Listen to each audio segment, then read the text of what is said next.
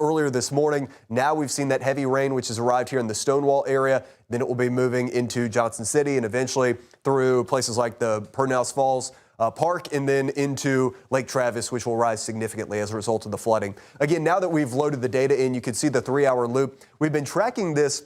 Casey was showing you, it was a MCV, or a mesoscale convective vortex. So this little area of mid-level spin in the atmosphere. And this is just a classic Texas hill country flash flood setup. And unfortunately, it did play out that way. But eventually, these things, a lot of times they'll flare up at night, produce very heavy rain into the morning.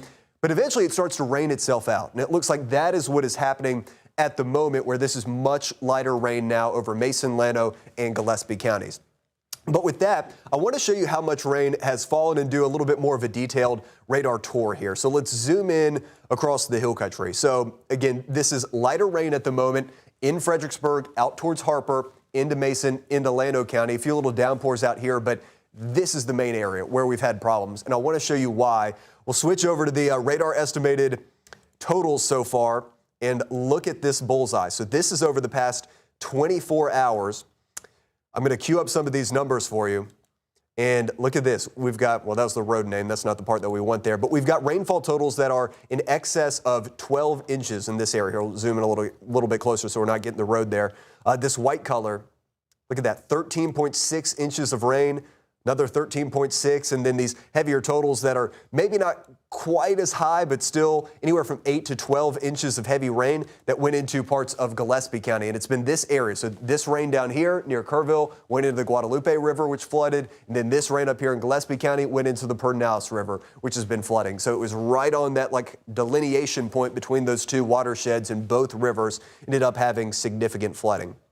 Now, I think kind of the big question here too is, well, how does this unfold as we go through the rest of the day today? Let me show you the flood outlook. Still, we have that level 4 out of 4 high risk out here over Mason and Gillespie counties, and this is really to account for the heavy rain that has already happened. But the good news, at least in the Austin metro, is there really is not a big flood risk at all in the Austin metro. So we'll go through the model data here in a second. It's not that we have a bunch of additional heavy rain in the forecast for Austin.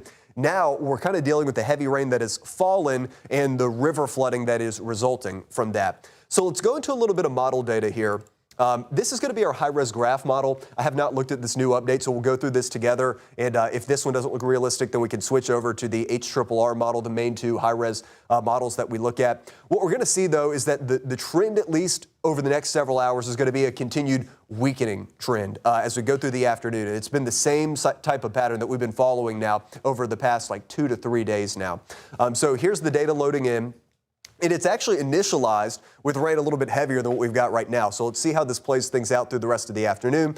It has rain weakening over the hill country, but we do have the potential. Now, the flood risk in Austin is a lot lower because the ground is not as saturated. But I do think we'll have some showers and heavy downpours that develop over the I-35 corridor and potentially even for areas east across the coastal plains as we get mid to late afternoon. Could there be some minor flooding from that? Yes, but this stuff's going to be moving. This should not be a repeat of some of the torrential rain that happened over the hill country.